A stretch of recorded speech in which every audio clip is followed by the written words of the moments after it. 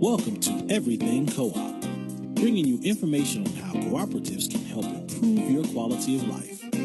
This show is being sponsored by the National Co-op Bank, NCB.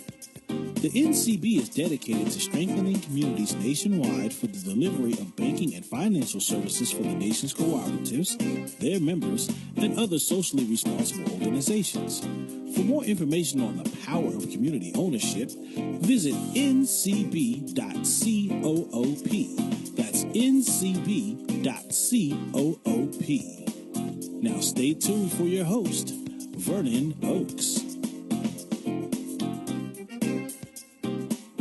Good morning, everybody. This is Vernon Oakes. Welcome to Everything Cooperative. We're glad that you tuned in to us this morning to talk about the benefits of cooperatives and how they help communities and potentially could help you if you hear some information that you on this program that would cause you to seek out a cooperative to do business with.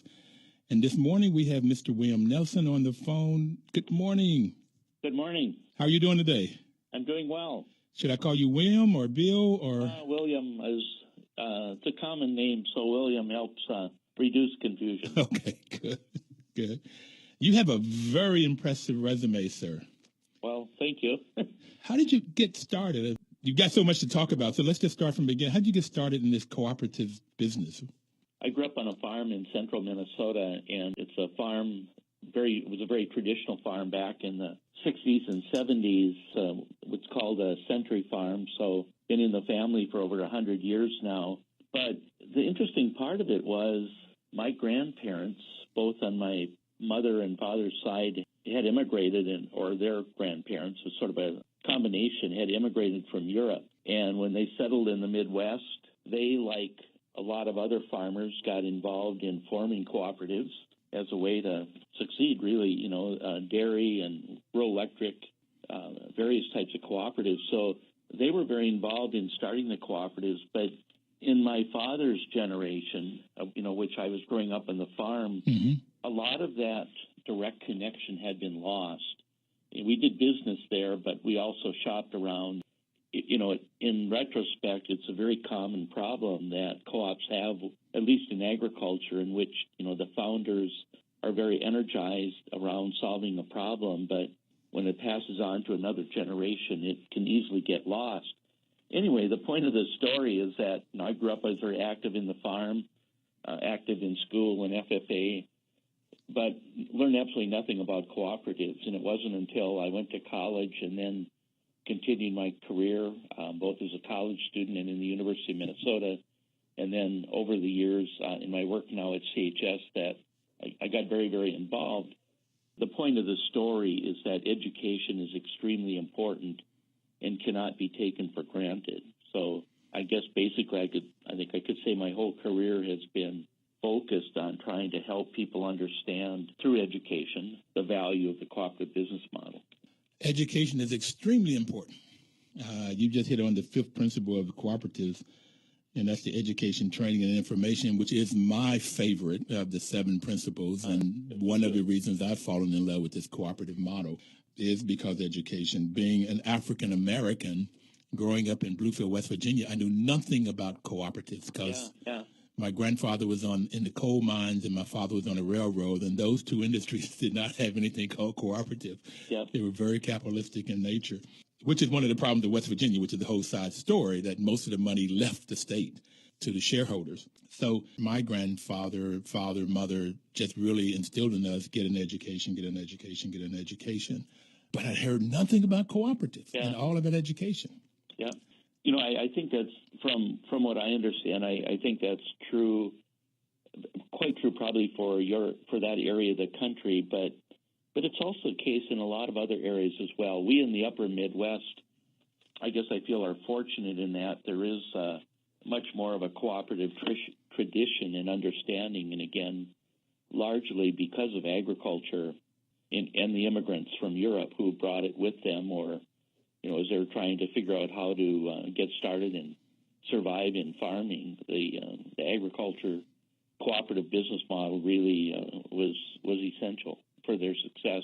Problem is, you have to make sure the next generation learns what you learned. Absolutely. Now, so your grandparents started it. It kind of got lost with your parents. You didn't get a whole lot of it at home. It sounds like you got it in school at college. Yeah, and if you can indulge me in a quick story. Sure. It's a true story, but we were very self-sufficient on the farm, and by the time I was 17, 18, I could run the farm. I got very interested in food issues, which I am to this day, decided that rather than continuing to farm, which I really would have loved to do, I felt that I really should see what I could do in my career to work on political and economic problems. So I got a liberal arts degree, but the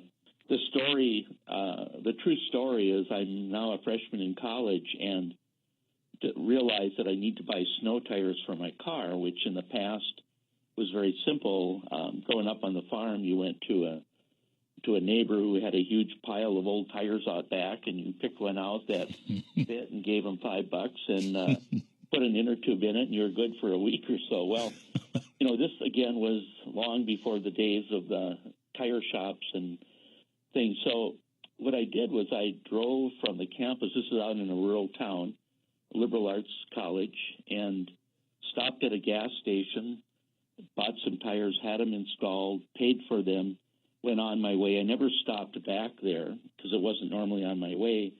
The following spring, I got a check in the mail for $5. $5 was a lot of money for a college kid back then. What year are you in? Pardon? What year? That would have been in 1970. Okay. So anyway, out of curiosity, I got in my car and I went to look for the address and where the check came from, and lo and behold, it was the gas station where I bought the tires. It said Farmers Union Oil Company or Association. I went in and I asked if the check was any good. They said yes. And I said, why did you send me a check? And the lady behind the counter, just sort of paused and decided, she could have just brushed it off. Mm-hmm. I don't know if she actually knew the answer.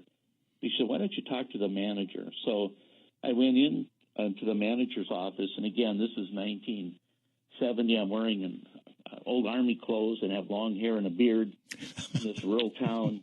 And, he's sitting across from me at this big metal desk. I'm sitting on this green couch that must have been a standard co-op issue back then. It had these kind of pipe railings on the end and some kind of vinyl on it so that it cracked in the winter or you stuck to it in the summer. And we sort of had this face-off. And anyway, he decided to tell me the story that I had never heard. And it was basically the story of how farmers had gotten together after agriculture started changing in the 1930s, and farmers had to buy their energy for the first time. Prior to that, they grew it, oats, corn, hay. They had to buy it, and so they formed these buying clubs, which turned into local retail outlets, which in turn formed what we now would call a regional co-op.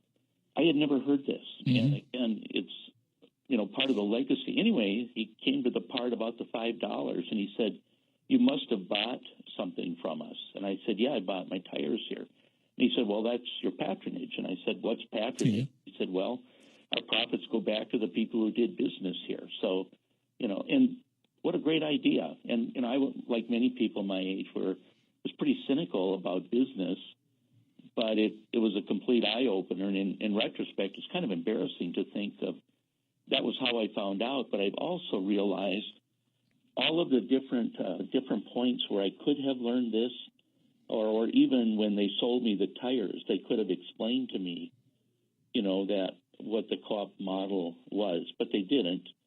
And then the end of the story, which is really interesting, is I told this story for many years, and the manager of the co-op once heard me, was at a meeting, and he said, there's another part to this that you may not realize, but he said back in the early 70s, the town was very conflicted, over the issues, mm-hmm. from civil rights to everything, and the board of directors, who were all farmers, had this debate at every board meeting about whether or not to let the college students become members.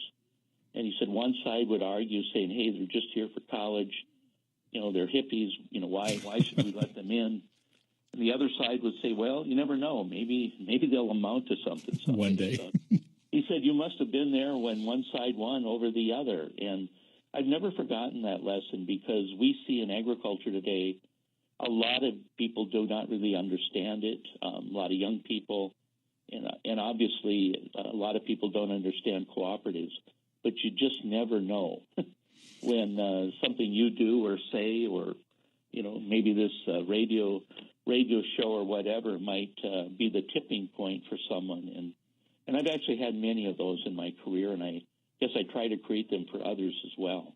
Well, it's the idea is if we can get one person that hears something here, and that's why National Cooperative Bank is sponsoring this, that maybe it would cause them to ride back to the store that you got your $5, get some information, go somewhere, the inquiry there, to go somewhere to get information, and maybe it would turn them on to this cooperative model. They'll see, when you talk about patronage, that's the third principle of the economic model, or the cooperative model, and that's members' economic participation. Usually there's some pay-in, but also when there's profit, if you will, when there's money left over at the end of the year, then part of it, depending on the board of directors, part of that money can be given back to the membership.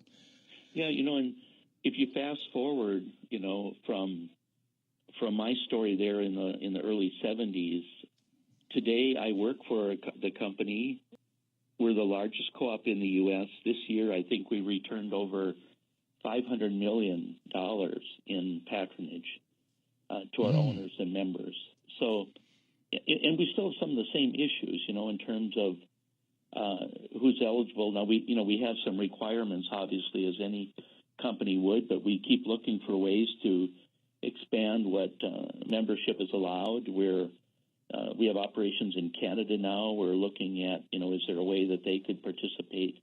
William, we're going to have to take a break to get the news and the weather. But we've talked about the past, so I do want to fast forward and bring it up. But I would like to take a little bit of time when we come back to talk about some of the things you've done between 1970 and now. And the reason I enjoyed that conversation so much, because I graduated from college in 1970. So from 65 through 70 is when I was in college, and I know the realities of that time period and the uncertainties of both trying to grow up into manhood and dealing with all of the civil rights issues.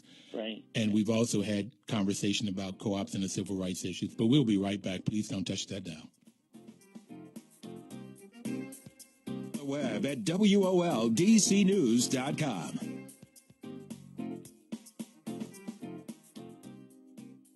Information is power. That's why this program is so good that we're having on WOL, because we're giving information that if you take this information and put action to it, you can get power. At Greenbelt Mutual Homes, there's a sign in their office that says that cooperatives gives people the tools to control their destiny. So with this information that we're giving you today, that William Nelson is on the phone giving you information about his life and how he's been working with cooperatives, if you would take this information and put some power to it, you can have the tools to control your own destiny. William, you were talking about 1970s and the experience with buying tires and getting the patronage back, and you mentioned CHS, and I want to get to CHS, but before we do that, I noticed you taught school for a while in your early years. I did. After I graduated from college, I did an internship in the Minneapolis schools in the inner city, which at the time, the food co-ops were going through a lot of challenges in the area. If any one of your listeners knows the story of the food co-ops in the Twin Cities, it's a fascinating one. They were having protests about whether or not to serve Coke products in the food co-op, and it all has evolved into a really marvelous food co-op system here in the Twin Cities. But anywhere from there, I went on, got a couple more graduate degrees, and then I had an opportunity to teach at the University of Minnesota at a coordinate campus, and I really went there for the explicit purpose of wanting to teach a course on cooperatives, and ended up doing that for 13 years, as well as becoming a tenured faculty and administrator. Got involved in a lot of different activities nationally as well as in the state, a lot of work with young farmers, and then had an opportunity to join what was then Senex in about early 90s to run a program on cooperative education, which has evolved into about $1.5 million competitive grants program each year that we do through the CHS Foundation and a lot of major initiatives. But, even though I'm working in corporate citizenship now and philanthropy, I really still see myself as an educator. And through the programs that we fund, not only on education cooperatives, but a whole range of things that we do with college students, we have a lot of opportunities to get the word out, I guess, and to help support students' learning and faculty. So you're teaching the classes and you got tenure, so you've got a PhD somewhere. I didn't run across that. I didn't. I was, actually, it's a long story and I won't go into it here, but I'm one of those TBAs, and it's an interesting story because I had to make some choices when given an opportunity to take on a major project, and opted to do that, which has resulted in a lot of what we're doing today. But no, I was tenured, and then I was part of a process of the campus closing, so I had an opportunity to stay in the university, but I was approached by Senex to work on this education project, which actually had its roots, if you will, really back to the Rochdale Pioneers. And the concept was that you would provide funding for education, as the Rochdale Pioneers did. When the Farmers Union organization started what originally was Farmers Union Central Exchange and later Senex, and then also Farmers Union Grain Terminal Association, which became GTA and then Harvest States, and now today is one company called CHS. They also had a provision in the organization of the cooperative that funding would be directed back for education. And I was brought on board to work with that program, which we then moved into the foundation, and we've been able to grow it significantly over the years. So, it's been if you stand back and look at it, you can see what it looks like, but if you look at any one part of it, you may not see the connections.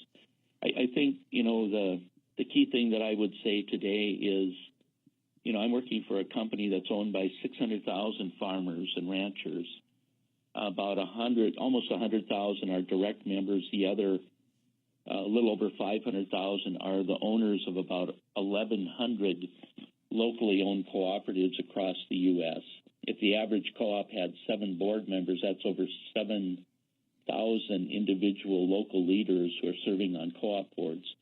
And we're in the food business. We're helping feed people around the world and do it through an organization that's owned and controlled by farmers. And it's a good place to be.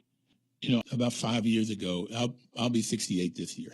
And so about 5 years ago, I figured out what I wanted to do when I grow up. Okay. Because every time before that, when somebody asked me, I didn't have an answer. And so through life, I've just said to strive for excellence in whatever you do. Sure. So right now, I will continue until I breathe my last breath to promote co-ops. Yeah, good. Develop housing co-ops. I taught 12 years, 11 in the college scene also, so we have something similar there. But I want to either create ongoing colleges department, like they have a department of business. I like to have a department of cooperative business, or to create maybe a community college to start off with that does certifications and 2-year degree and maybe evolve into a 4-year degree. But I would really like to see a PhD program where we get a lot of research on co-ops and what makes them function so well. I have some ideas of what makes them function so well once people move from being an employee in a worker co-op to an owner, or in a housing co-op when they move attitudinally from a tenant to an owner. Tremendous things happen to make that business work extremely well. And I think a lot of research could go around that to find out why it does, whether that's psychology or sociology or business research. So that's what I want to do. So have you ever thought about the money that you're given for education, or is some kind of a program in colleges that has a degree in cooperative business? We are funding many, many universities across the country that are involved in teaching about cooperatives in courses, endowed chairs, centers, work, supporting professional growth opportunities, international travel, etc. I am not a great fan of trying to create a degree in cooperatives. I know there's some attempts and there's some of that going on, because what I've seen when people have done that is I'm not sure how to explain it, but maybe I can look at it. I'll just use CHS as an example. Okay. We're hiring a lot of people. We're growing very rapidly, and we're hiring a lot of people from the outside who didn't grow up in the country. In many ways, they're becoming our biggest co-op advocates, including our CEO, who came from a publicly traded company, or our CFO, our head of HR, and basically our new attorney. They're coming from companies where they became very good at what they do, and they are choosing to come to work here because they like the idea that we're owned by farmers. And these new outsiders have really recharged the people here, the 10,000 plus people who work here, who in some ways at times have sort of taken it for granted, or, you go about your daily work, whether you're selling grain or any of the different functions, and it isn't something you think about every day, but it's one of those things where it's really gotten people very alive here. So now our HR Learning Academy is offering courses internally for employees to take on cooperatives. And then when we work with universities, most of the courses are taught through an ag econ program, but at Washington State University, we're doing it through a capstone course. There are a lot of different ways of doing it, and from my own experience teaching it and then funding it, it's almost like you got to kind of wait or watch or try to create that teachable moment. And yes, there are some people then who are going to get so engaged, and we desperately need them, by the way, who will become what I would call a co-op academic.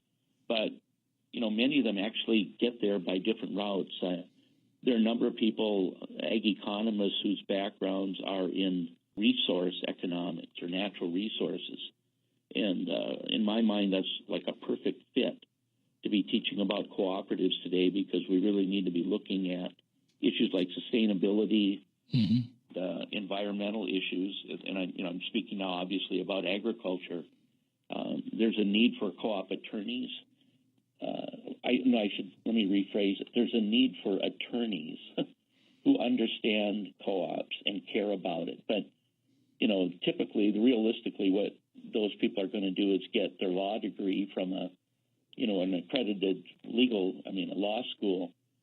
But what we're trying to do is help provide opportunities and financial support to maybe, add a course on cooperatives or seminars or various types of things. So I guess for me, it's been more of, what's the practical way about going at it. And William, we have to take another break, and I really want to hear this for me. And I also want to get at the practical way to get more and more people involved in co-ops. Yeah. And so I'm liking this conversation, but we have to take another break. We'll be right back. Sounds good. Okay.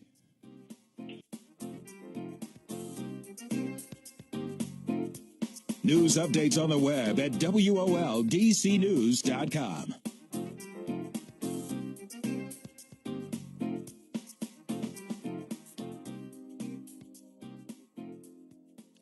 The National Cooperative Bank sponsors this program to give you the benefits of cooperative business model.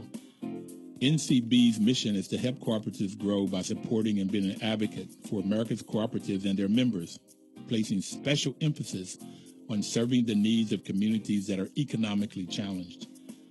And most co-ops, as we've talked about in the past on the program, they solve some community problem. Matter of fact, Papa Sin, who was on last year, said if there's no community problem, there's no need for a cooperative. And William Nelson, who's our guest today, has said that the co-op started in his family 100 years ago to solve problems of the farmers. And so they came together, worked cooperatively to solve those problems. And now he has taught about cooperatives, and he's joined a company, which we'll get to.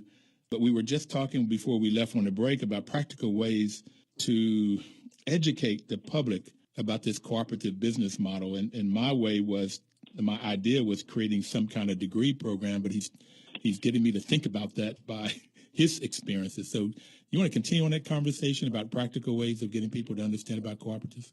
Sure.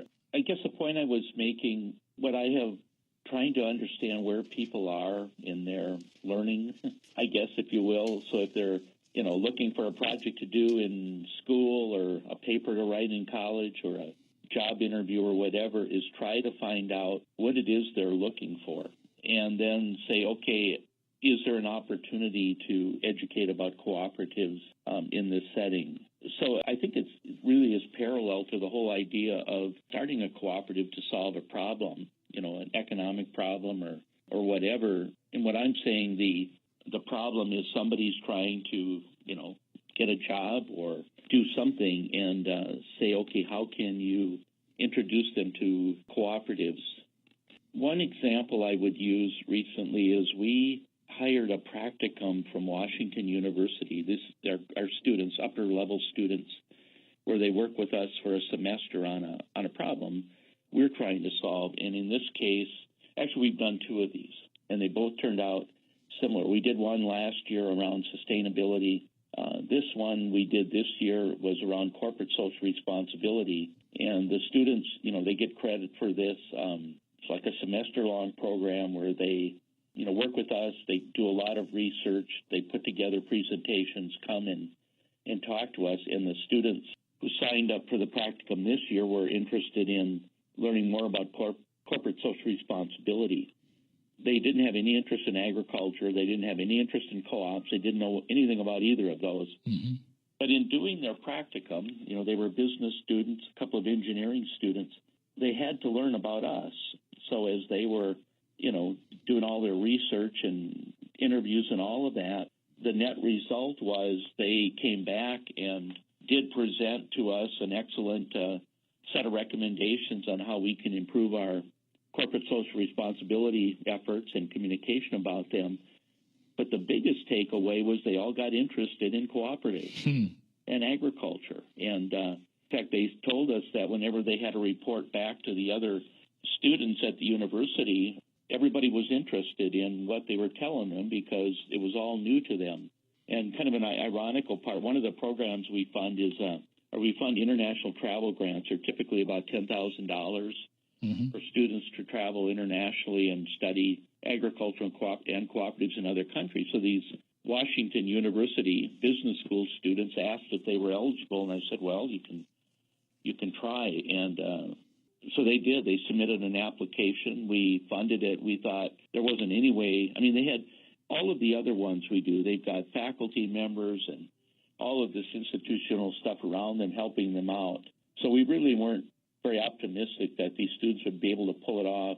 And about 6 weeks later, we started getting emails and text messages and social media information in the middle of the week from somewhere in South America. And these students had gone back and organized a study tour to South America to study cooperatives down there. And, it was just one of those experiences.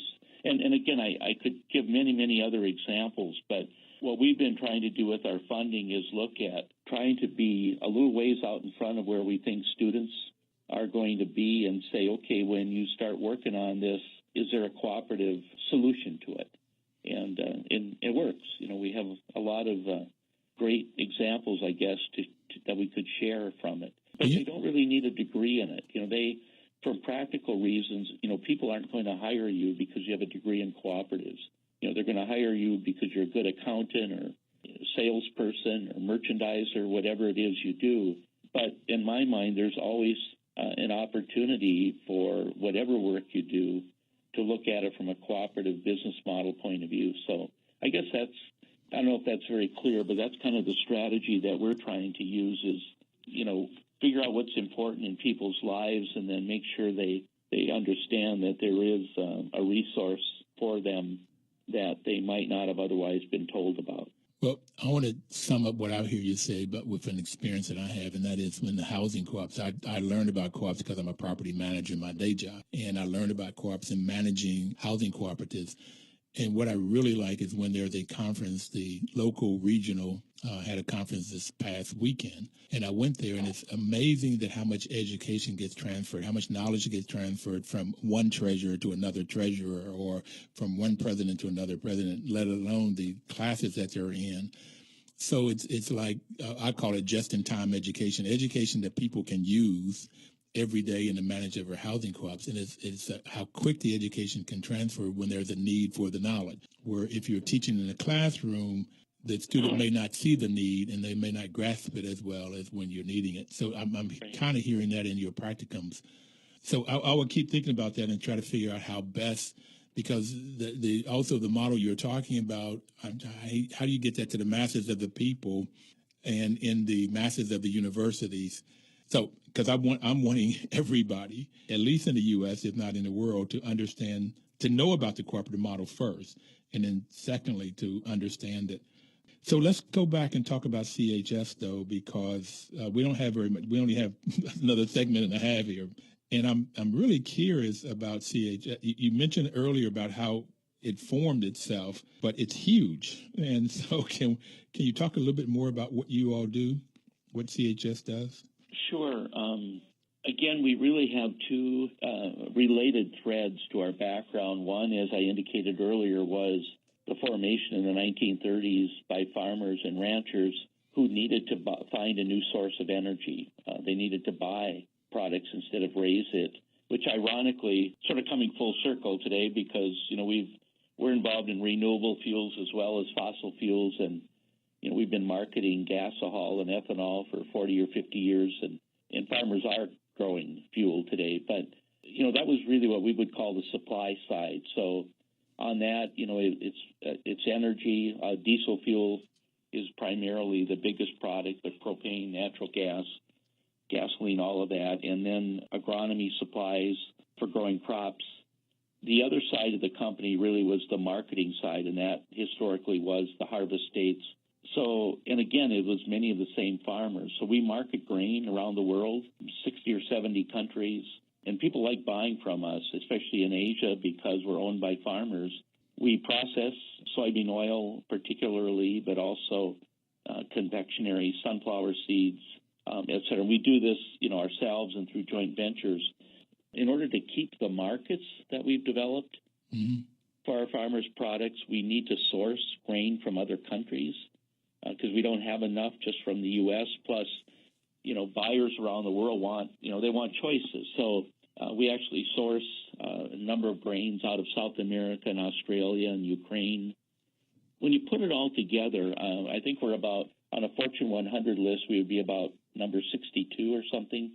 And there are people who will say, well, how can you be a cooperative if you're so large? And I guess the way we would explain it is it's sort of relative, I guess, if you will. If you look at in the grain industry and our competitors, there are, basically 4 or 5 large grain companies that are the dominant players.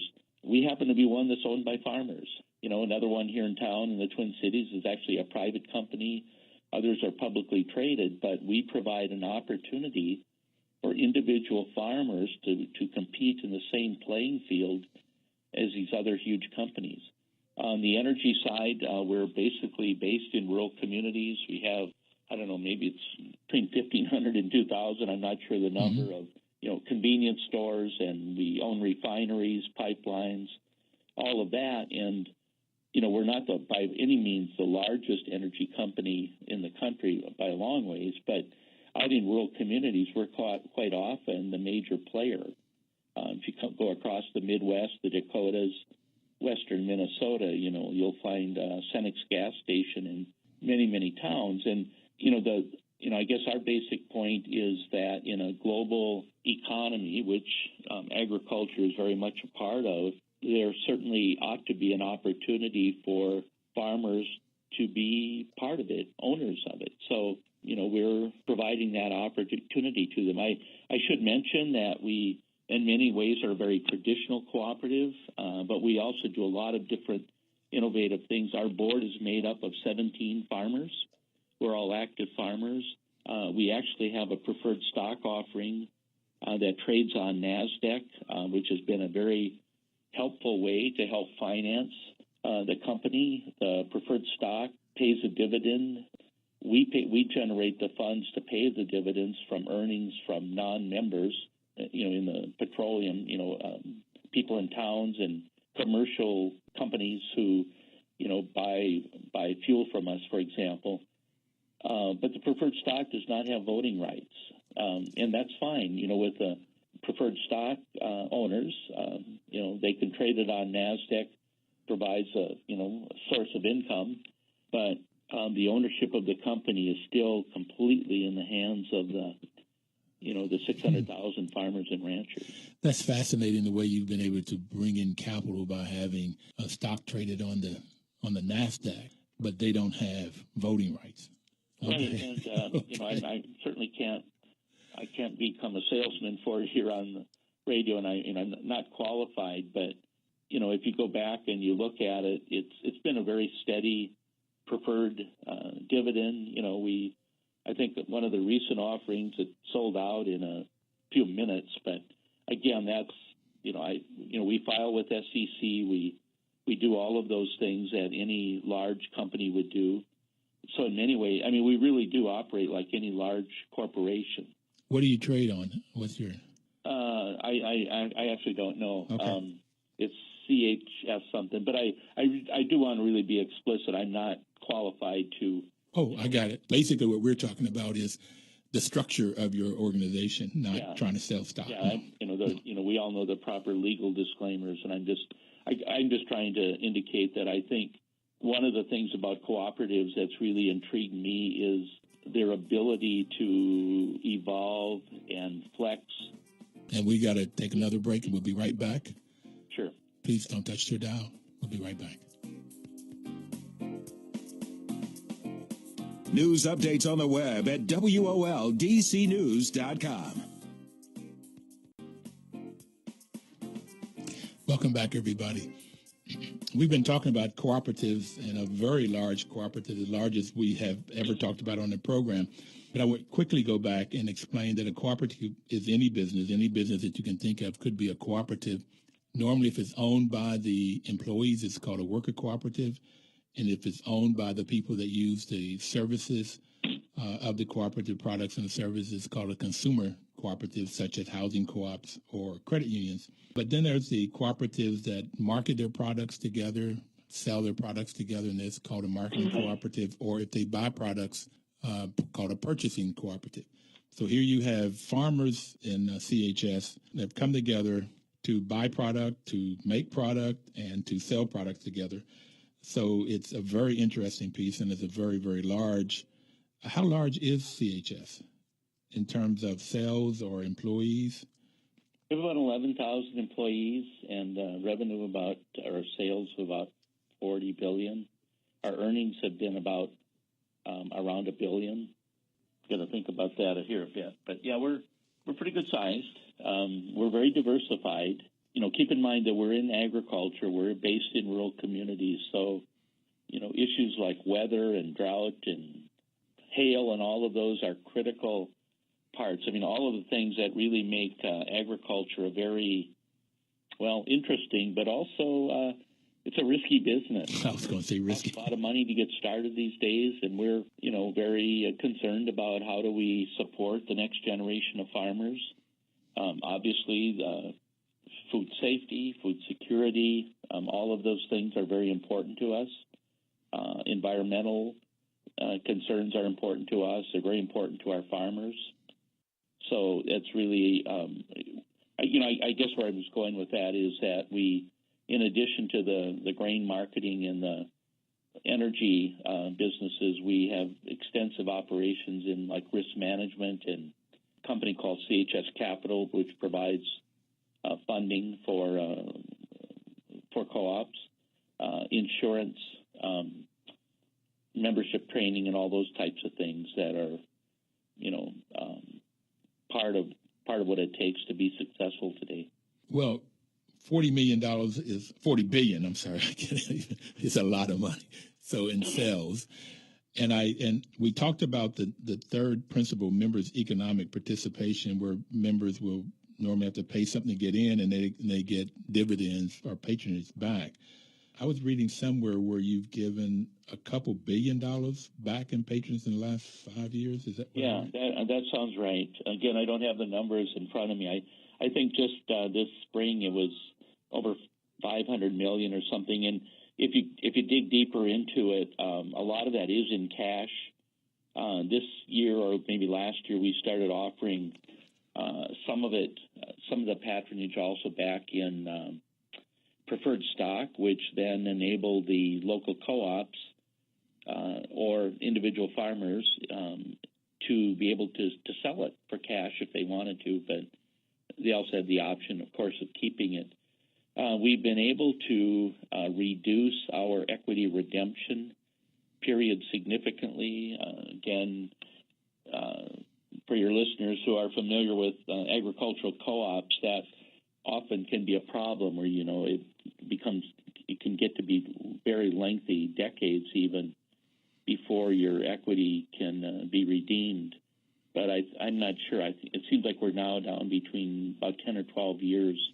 It varies, from year to year, but we've been able to be very current. And again, in agriculture, one of the challenges we have is the average age of farmers is in the high 50s, I think, and it costs a lot of money to get engaged in farming for many people and stay engaged. Mm-hmm. So, we're not only providing them, our owners, with a place to buy supplies, if you will, and to market their crops and maybe to get insurance and, lending money and all of those sorts of services, managing risk. I mean, those are obviously staples. If we can't do that, then there wouldn't be any point in existing.